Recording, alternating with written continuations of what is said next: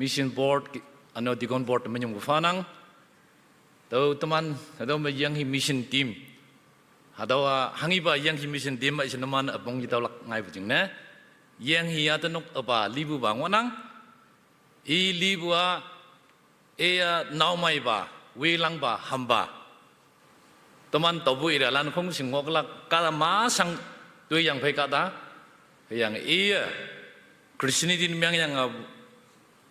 bumanok lim chang lang su pesau longling mi phom yi do tayang mong lep tem yang welang ba kata cha jisu ya do bujing ne yong moi lan mong mai hadoki ngo yang believer lan kong bu chang lang su lan alo lan tobu ira hadoki mong lep yi bu Sol ngo yang kemne kawanga ifo yang Paul missionary yang begitu nuk apa wilang bakata tau fai mea jisu ya yang mabu hadogi believer lan hak chong yong taibu ngi yang ilibu yang imen me teman tenok ka hadogi yang mission siap ngonang jauh sa pado idam nang anu teman adoma pecia yang hang ngi bude jam loyu All yang sinamar kata ini yang pertama ya, Myanmar me, anu nokti me, wancu me, anu kunyak bumenok lan nyek wandu, teman kembunyu me hadau pecia yang lok bukai yang ya yik bungon nang jatuh bukai, oda mah hebalam me jam lui hilang lak cingnya ling bukai ase, idai lak cingnya hadau idam nanggi, teman salok lak hema, taido nyaudo, hiang fado. Yopdo kawang mission na hadawaja anu nang mod kaya mission jalan hak siwe ham lokne